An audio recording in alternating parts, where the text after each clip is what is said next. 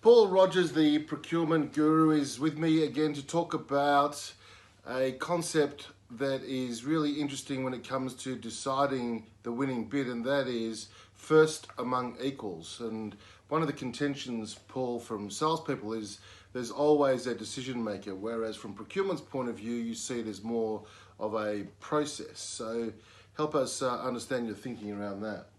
Yeah, if you want a solution to stick, in other words, to ensure that the people who are going to use the solution observe the solution, you've got to consult and engage with them. So most procurement decision-making processes do not involve one person making a decision unilaterally. They involve a team, or at least consultees, and then a governance process to ensure that that decision is ratified by people with the appropriate authority. So it's very rarely just one person who makes a decision, unless it's a really small purchase. It's often a team. So let's look at a large decision, a large piece of work. Obviously, there are multiple influencers, stakeholders. There is a team, and that's fine, for assessing the entire bid.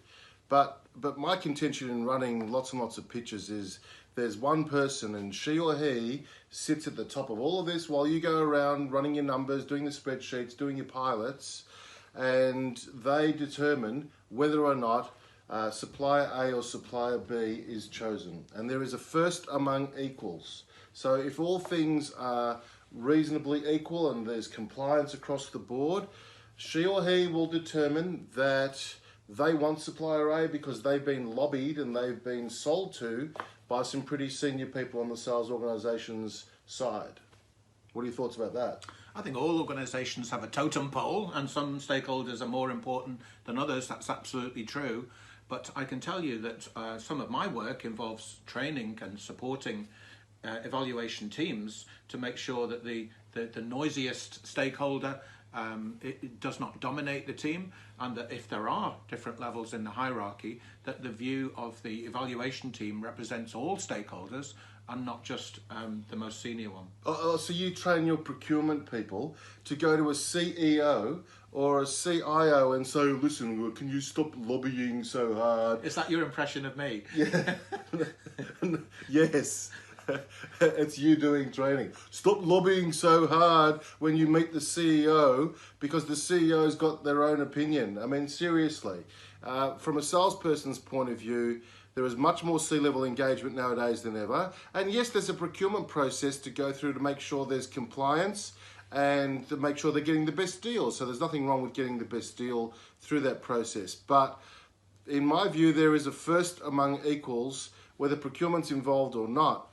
And I think you need to get back in your box a bit and realise that the governance is important, but there is always one person who reserves the right to be able to say to a procurement decision-making team, this is best fit for our organisation. And if they've been lobbied, they've been lobbied. If they've been sold to, they've been sold to. That's part of business.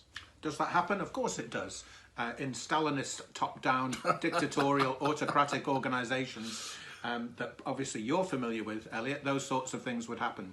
Increasingly, I think senior managers are aware of their status, and they would at least be consulted and engaged in the process and take account of the consensus view. So I agree with you. There are some instances where that's true. The overwhelming majority of situations, accountability for the decision is invested in a team. It's authorised often by a single individual, but the actual decision making is usually in a team, not by a single person. If they make you feel like that, good. If you want to know more, get the book, Sales versus Procurement.